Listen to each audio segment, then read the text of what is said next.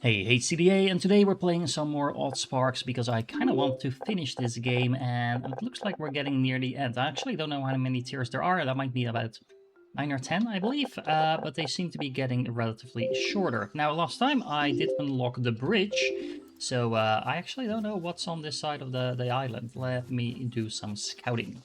Well, I guess the short answer is not much, because other than this big boulder that is probably going to turn into a building at some point, there's nothing here. So let's pick up some new quests and continue the progress. Oh man, some of these quests require an insane amount of stuff. So we need 400 stone wheels, 400 dowsing stones in order to just unlock stone spikes, and I actually even don't know what we are going to use those for. Well, anyway, I can already unlock the remote crane management, so that's going to be convenient. And I apparently can also get myself a health upgrade, so let's do that. Then in order to unlock the range 5 waypoints, I actually don't know how far this is, but we are going to need some of those small vials I haven't produced yet. And what else do we need? We need raw ether, boomy sparks, and puffy sparks to unlock the machine range 6. Well, we definitely need to do that, so some boomy and puffy sparks coming up. Speaking of which, I also need quite a few of those to unlock the other production of the crashy and slashy sparks. So yeah, I guess that's what we're doing. So we need to make some of those. Now let's see, what do we actually need in order to build those? These need explosives, so we can make boomy sparks. And these need fabric, and let's see, rocky sparks and rocky sparks. So we are gonna need a lot of rocky sparks for sure. So I can make the rocky sparks at the shrine itself, or I can find another location, but honestly all of these locations are even further away than the shrine itself already is. I should probably make a train to deliver some of those normal sparks that I need to make them over here, but I'm gonna go a different route for the moment. Instead, I made a nice little double track where I can now start putting these hauling sparks on. I haven't actually used them yet, so, you know, a first time for everything. Probably don't need that many of these, but they look kind of cute, and this is going to make sure I don't have to fiddle around too much with these trains. Now, whether or not you should be using one over the other, I'm not actually entirely sure. I have a feeling trains are probably going to be more efficient in the long run, but you know, I haven't actually used them yet, and I kind of wanted to. In the meanwhile, I'm actually running low. Well, I'm not running low on Stumpy Sparks, but I definitely need to increase my production a little bit because I'm running out of ether. Okay, well, it's interesting to see that these hauling sparks can carry up to 4 items, and apparently the throughput of this elevator is too low to actually handle the amount of stuff the haulers are bringing in, so that's an interesting thing to note. Oh well, that's nothing a little buffering station like this can't fix, so the hauling sparks should now just dump that in the boxes, and these have a much higher capacity than the elevator itself, so yeah, as you can see, this works like intended. Now again, I think the train stations are probably easier to work with, but it was fun to actually kind of testing out what the hauling sparks could do. Luckily, when it comes to ether, that's nothing my automated puffies farms over here can't handle, so as you can see, I have hundreds of ether just waiting for me here in these boxes, so yeah, no problem there. Well, at least I had that in production for a long time already, so we can complete that one. And are we gonna get a follow-up quest? Nope, not quite. Well, that means we're just gonna have to keep working on our new sparks, and we are looking for the crashy and the slashy spark, and we have those, I think, up here, right? Yeah, so the crashy one is over here, and then where's the slashy one? And that's the one over there. Now, can I already access those? I don't remember, so let's see. Do I need to... first need to unlock this. I need a puffy and a boomy spark in order to do that. But I also need raw ether. I actually don't know if I have that unlocked yet. Doesn't look like it, so that's interesting, huh? I'm also going to need to produce some small vials, I think, and well, by the looks of it, that's really straightforward. All we need is some quartz, and we just heat them up in the furnace, and that is it. So yeah, I guess we're gonna get on that right away. And well, I'm manually feeding into the shrines right now to make some puffy sparks and stuff like that, because I don't anticipate needing a lot of those. I might be wrong with that, by the way.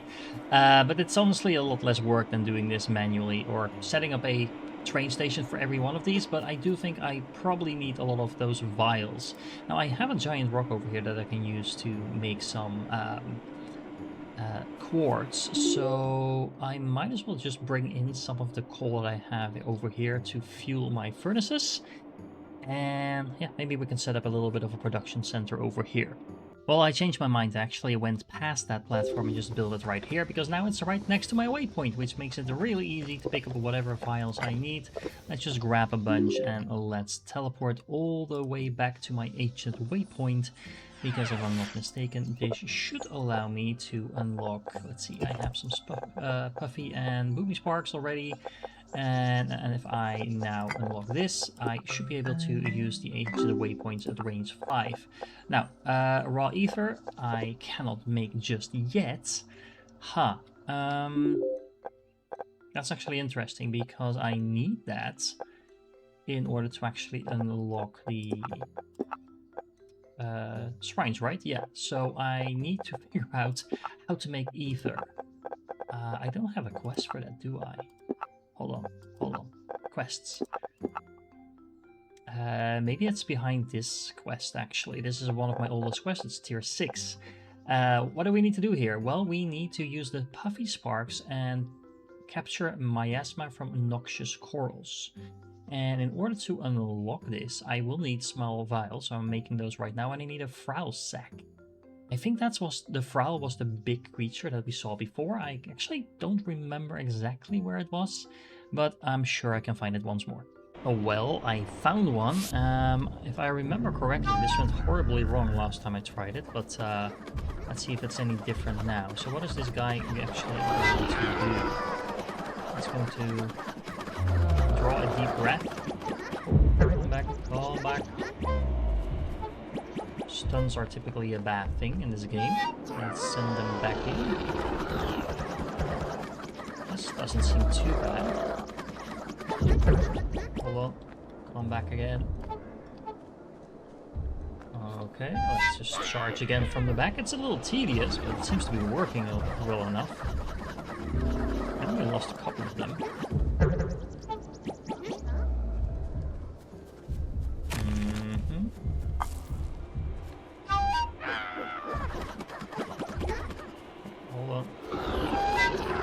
Want to make sure they're not in front of him when he draws a breath, because that seems to be a recipe for disaster.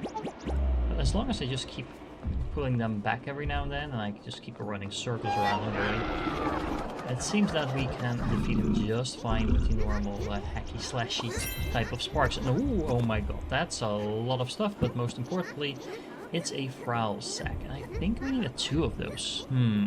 Well, I found another one of the big dudes all the way over here in the west, and what's also interesting to note is that there are some more trees over here, so that means like a waypoint like this one might actually be easier to fuel from over here, from these trees, rather than running my train all the way out there.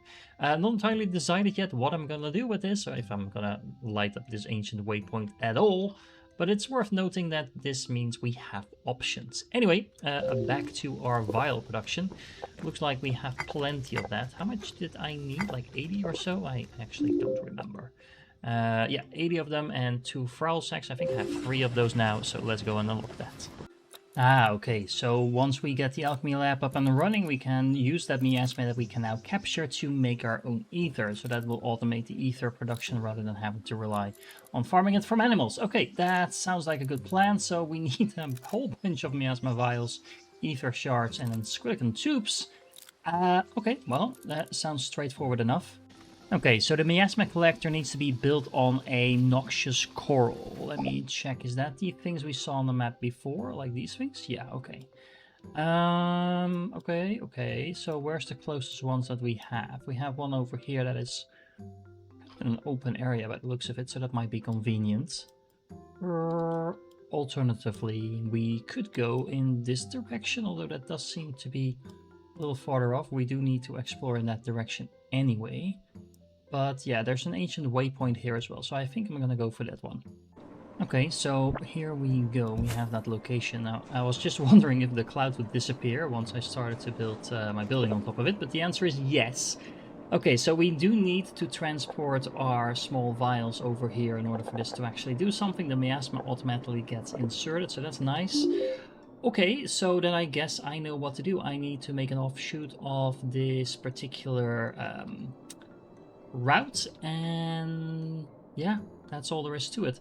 Now I can either power this waypoint from the giant trees I have over here, or I can run my train past it. Let's go with the train. Okay, so this isn't the prettiest route I've ever built, but all of these hills and valleys and stuff like that do get in the way a little bit. But basically what I've done is I rerouted the coal as well as a not yet existent vial train station over here, and those two things will offload the coal over here and then the vials over here, and then we'll turn back and reintegrate with the main circuit. Now all the other trains, the other train I should say, because I currently only have the fertilizer running around, that will just keep doing the shorter loop, because I did set that this thing should only split off the vial and the coal. And yeah, the coal will still be reintegrating with this one, so it can hook up over here. This is actually where the coal is being delivered. So I also need a train station to unload the vials that I'm actually producing right over here. So that's kind of convenient. What isn't really convenient is the fact that the vials will be going all the way around before they actually reach where they need to go. But I don't think that's actually a problem. If I'm worried about throughput, all I need to do is just add additional trains to the track. Although, let me think about that, because I do have two train stations over here. So actually, no, I do need a bypass over here, because I don't want my vial trains to stop here or here. This one should automatically pass already, because this is splitting off only the fertilizer, and then this one is splitting off only the coal, which is going to stop here. But I need another split off to make sure that all the other trains are going to bypass this. So I need to rearrange this. Now let me think about this. This is only splitting off that one. That should be fine. This is only splitting off the coal. Yeah, so everything else is actually fine. I just need to make sure I actually have a bypass over here as well. Oh, actually, hold on. Scrap that plan, because this was the refueling station for my other train. So the trains themselves, of course, also need coal. So I'm actually pretty much good to go. I am, however, going to add in another coal train, just so I have plenty of supply from that regard.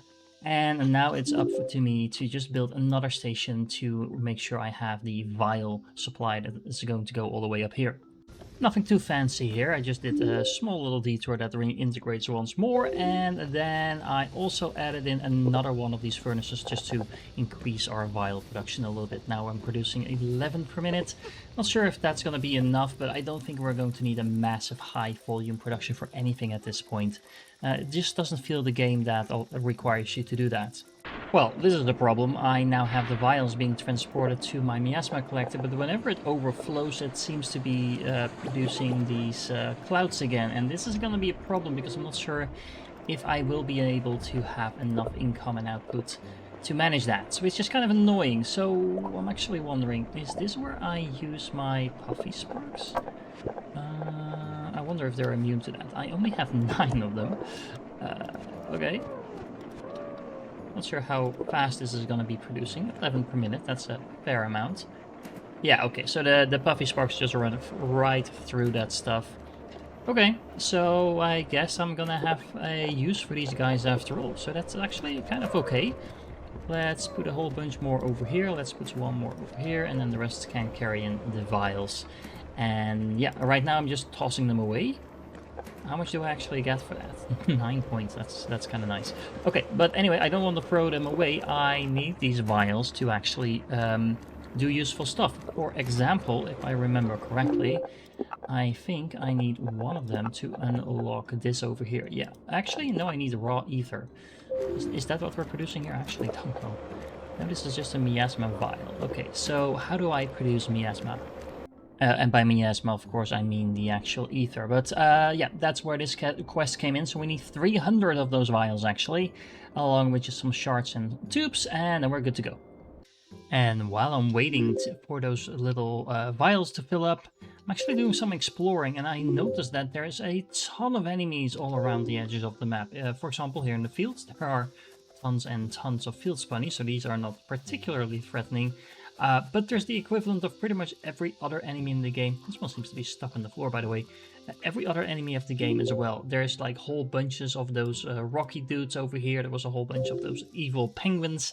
Yeah, long story short, if you're in need to farm something, yeah, just go to the outside of the mountain area and there's going to be plenty of those things around. Oh, and speaking of spunnies, apparently there's the ice version over here as well. Now, actually, I'm just attacking these without knowing how strong they are. Oh, they freeze my dudes. That's interesting.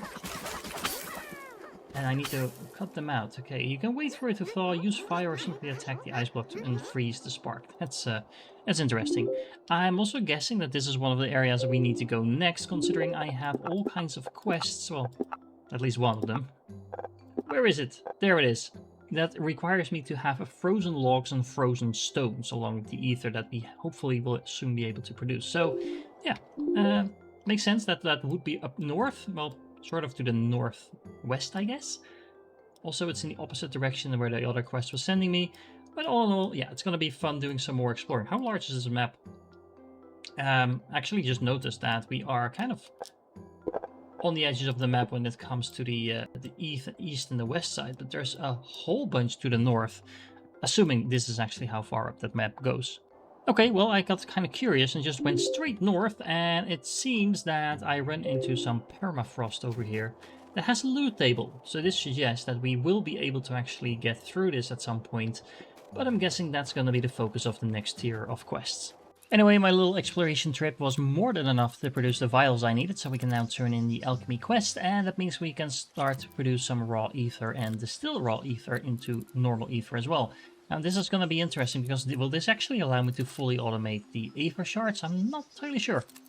Okay, well actually this makes sense. Well, it doesn't make sense from an alchemical point of view, but who am I to, you know, tell alchemists how their stuff works. Anyway, we can turn 2 miasma vials in 1 shard into raw ether, and then the raw ether will turn into 6 ether shards in turn, so that nets me a positive of 5 ether shards for every round of this production.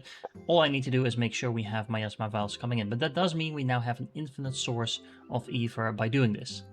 Okay, and here we go. This is all set up. So the alchemy lab is now producing the raw ether over here. That is going to be passed into these 6 machines over here because the production rate of the raw ether is the same as the production rate of the ether shards, but I'm producing 6 of these at the same time. So basically, once this actually balances out, which is going to take forever, by the way, but anyway, once this balances out, this should mean that we need 6 machines to keep up with this one. Anyway, as you can see, this is now starting to produce some ether. I probably want to add a few more of these dudes on this belt, but anyway, they are passing by the alchemy lab over here, so this is being supplied with the overflow of ether shards, but as you can already see, it's already overflowing with just this one machine producing, so now I have an infinite amount of ether shards coming in, assuming I keep bringing in these miasma vials, but as you can see, I have plenty of those to work with. And that means I now have the raw ether to unlock machine range 6, and that means we get access to the Slashy Spark Shrine and the Crashy Spark Shrine. That's very hard to say several times in a row. Anyway, that is another one unlocked. And unlike last time, I can't actually unlock anything. Well, actually, I can unlock one thing in the village monument straight after this. That's the temperature overlay. A new overlay that shows the area temperature and if workstation efficiency changes due to that temperature. So I guess that working in hot and cold areas is probably not as efficient as working in a nice little temperate area as we have been doing so far. Okay. I guess we'll have to deal with that as we find it out. Now, what do we need? We need leaf knots. I have no idea what that is. Ether flowers, refined ether, stone spikes. Yeah, so I have no idea what any of this is. So I guess we're gonna have to do some more questing. Okay, so let's take another look at our quests. We should be able to complete this one now. That just requires a Crashy Spark and a Slashy Spark, and we're already found these things on the map, I believe, all the way up north. Yes? Slashy? Crashy, yep, so I'm just gonna run over there and probably see if I can activate this waypoint if there's any trees up here, just to make sure I don't have to walk the entire way again. Okay, well, I did a lot of exploring, as you can see. I kind of got into it, but yeah, it seems that this entire zone is not destined to have any trees in it. On the other hand, there's a whole bunch of trees over there on the left side of the map. There's also an entirely large ice zone over here that I now explored a little bit more thoroughly. There's some waypoints in there that I can't actually use because we don't have the technology for that yet. And there's also some sort of thing over here, the Ancient Ruins entrance, that I guess will be some sort of end game. But for the moment, let's deal with what we have to do. And that is the unlocking of this waypoint, the Slashy Spark Shrine and the Crashy Spark Shrine. And considering there's no trees in here whatsoever, well, technically there are some trees in here that I could mine, but that's not going to be anywhere near as efficient as I need it to be. So I think we're going to have to reroute our trains once more to include some of the other waypoints over here. On the bright side, that does make it a little bit easier to take into account all of these additional places where we can build entire factories. If we want to, we have these medium-sized areas over here. We have another set of these smaller ones over here, which is actually interesting. It seems that we also have a mix of the smaller ones and the medium ones as well. So, you know, this could be a pretty decent factory area because there's not really any hostility in here either. It's just a little bit annoying that stuff that we need is either on this side, or, well, not close together, but I guess that's part of the challenge. That being said, I am getting a little bit tired of the fact that I have to reroute my trains every time I want to expand to a new place, so let me take a different approach this time around. And there we go. This took me a little longer than I'm gonna admit, but just pretend that this was only 15 minutes of work. So what I've done was I rerouted my coal trains all the way around this entire path, and this path leads through pretty much every single waypoint that I could find on the map. And I even added a few, because the downside of some of these waypoints is that these are actually too far away. I haven't unlocked the technology that I need to make use of them. Why is one waypoint different than another? I don't know, but apparently we need the technology to unlock them. However, you might be wondering, well, why is this that these ones are active? Well, these are the ones I could build myself. So this is a manually built waypoint, and yeah, those work just fine. So I could add in more, but I decided to just stick with the ones I have, because I have a feeling that as soon as I actually want to go to this area, I will unlock these waypoints anyway, and they should light on right away, because the coal has already been delivered. I just can't actually put them in the waypoints until I get the associated technology. In case you're wondering, why did I skip this area over here? That's mostly because there's plenty of trees in here, so I don't really need fuel to be brought here to power any waypoints. I can just build a waypoint if I want to go over here and then work with that. And I also skipped this one mostly because there's another one like right next door, so didn't really feel like it was worth building another train station for that. So yeah, all in all of these train tracks are still being used. So the trains that are not carrying coal but other stuff are just doing the small round over here, or the loop around in case of the vials. And these are just being traveled by the trains carrying coal now. Now I have 3 of them now. Again, that's probably more than we need, but that's just to make sure that there's a regular interval of coal being delivered at each of these stations. Now, I think for now that completes this episode. Well, actually, no, I want to do one more thing. I'm gonna go visit those shrines that we now have unlocked in order to get the Slashy and the Crashy Sparks. Now, I do have to admit that after, you know, exploring the entire map and putting some railways in place, getting around this map is extremely annoying. I'm keep using these elevators to get up and down mountains. There doesn't seem to be an easier way of doing that unless, you know, you have a well-traveled path. All in all, I think that is something I would want to see improved at some point in this game. Maybe it's an expansion, I don't know. But then anyway, we have the even angrier looking Slashy Spark enabled now. And that means we just have the Crashy Spark to go. Oh wow, and actually look at this guy. It has 2 defense and 3 offense. So if I need to kill anything, these guys are where it's at. Although I just realized you need 5 sparks in order to make one of these. So, wow, okay, that's a lot of stuff. Well, these guys are apparently insulated, so they don't care about temperature at all. I guess that's what that means. So we might end up having to make some of them to actually fight stuff we find later, but we're gonna find that out. And that brings us to the Crashy Shrine, where we are... Oh, these guys look daunting. Well, both of them look daunting, to be honest, but this one looks particularly angry. Is this a one-time use thing as well? Deals impact damage as it lands. It again has a very high offense and defense. So I'm wondering, is this a one-time use thing? Let me look that up. Hold on. We find that one over here, right? Slashy. It feels like these are both still permanent ones.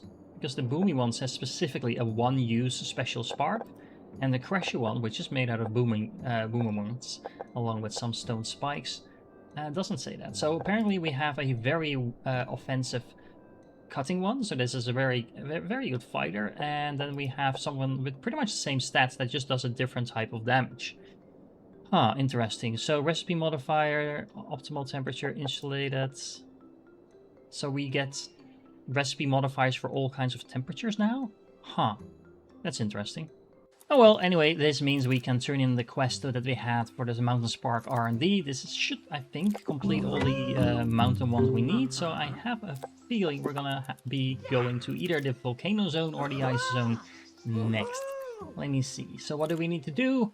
Oh, we need to just bring him a lot of ether shards along with some raw ether, and then we can start refining this into even more stuff. So we need to make some bottles, it seems, and we can make stuff that we can then again refine into ether.